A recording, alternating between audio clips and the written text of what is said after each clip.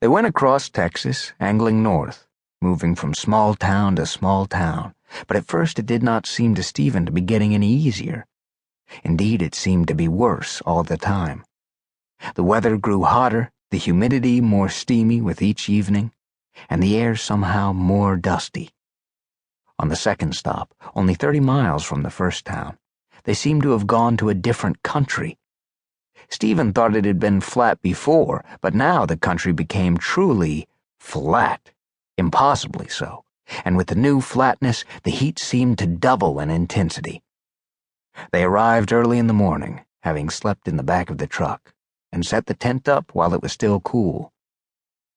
"I'll finish around here," Corey said, rubbing his hands together. "And you put up the posters." Stephen set off with the photocopies and tape. He had done 4 walls and 3 poles when a woman stopped him. She was perhaps 50, although she looked ancient to Stephen, and she wore a straight up-and-down dress like a suit of armor. "What faith are you?" she demanded in a voice that was so brittle it seemed to crack. "Pardon?" "Of which faith be you?" "Well, Christian, I guess. If it's all right, that is." "I know that. But are you of the rock and the mount, or the fish?" "I don't know. You'd have to ask my dad." "Of the fish?" "I don't know what you're talking about."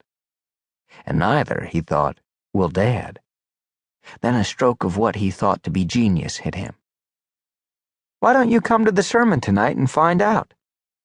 "Oh, we will, boy," she said, walking away. "We will." We, Stephen thought, watching her walk. Who is we? By the time he finished putting up posters and returned to the tent, his father had set up the pulpit and benches and hidden the truck in back of some trees at the edge of the park they were using for the meeting.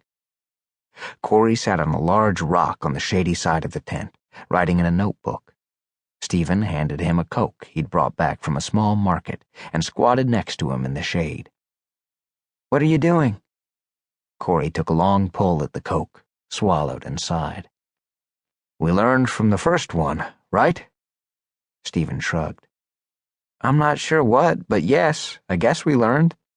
"We learned we have to have a sermon written down. That's one thing we learned." "We also have to sing a hymn," Stephen added. "And we have to sing it loud." "I don't know a hymn, but while you were sticking up the posters, I got a little tape recorder and a tape of a woman singing Amazing Grace. You just play it at the right places," Corey said. "We'll memorize the words later so we can sing along." He paused, then sighed. "You know, if anybody comes." Stephen suddenly remembered the woman who had stopped him, but decided not to tell his father. There had been something about her voice, a hardness, and he wasn't sure he wanted Corey to worry. "I'm half wrecked," Corey said, putting the pencil down. "Why don't you watch things while I catch a quick nap in the truck?" He left, and Stephen sat quietly for a time, thinking of all the things he would rather be doing. The truth was there was nothing really to keep an eye on, and his attention quickly slid away. He flipped some rocks, waved at 4 people all crammed in the front seat of a pickup. Pickups were everywhere and very few cars, and was fast approaching a flat-line state in his thinking when his eyes closed and he fell asleep. When he opened them, Corey was standing over him. It was dark, or nearly so. He must have been more tired than he thought, and Corey had found a power source on a pole at the edge of the park for the lights. "Come on!